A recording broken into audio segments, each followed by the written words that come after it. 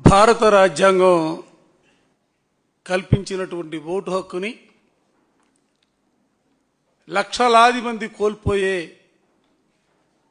ప్రమాదం ఈనాడు ఆంధ్ర రాష్ట్రంలో జరుగుతున్నటువంటి సర్ ప్రక్రియను చూస్తే ఇవాళ ప్రతి ఒక్కరూ కూడా అనుకుంటున్నటువంటి పరిస్థితులు ఈ రాష్ట్రంలో ఉన్నాయి.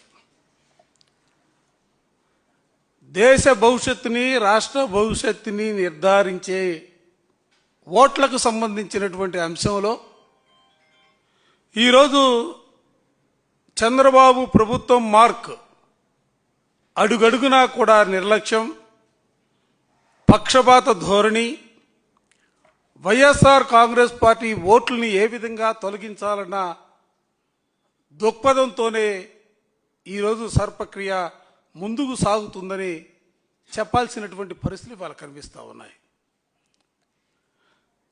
అన్ని లోపాలే.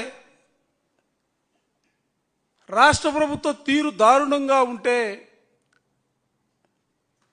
బాధ్యత వహించవలసినటువంటి ఎన్నికల కమిషనర్ గారు వారిని కలిసి ఎప్పటికప్పుడు రాష్ట్రంలో జరుగుతున్నటువంటి ప్రక్రియలో తెలుగుదేశ నాయకులు ఏ విధంగా అధికారాన్ని అడ్డం పెట్టుకొని ముందుకు సాగుతున్నటువంటి పరిస్థితులు ఉన్నాయి. మరోపక్క బాధ్యతగా కర్తవ్యాలను నెరవేర్చవలసినటువంటి ప్రభుత్వ ఉద్యోగులు, గ్రూప్ 1 ఆఫీసర్స్గా ఉన్నటువంటి పెద్దలు ఇవాళ ఏ రకంగా దుర్వినియోగం చేస్తున్నారన్న అంశాలను ఎప్పటికప్పుడు ఎన్నికల కమిషనర్ గారి దృష్టికి తీసుకెళ్తా ఉన్నాం. నేను ఇవాళ ఒక్కడే ఈ రాష్ట్రంలో ఉన్నటువంటి ప్రజాస్వామ్యవాదులందరినీ కూడా కోరదలుచుకున్నా.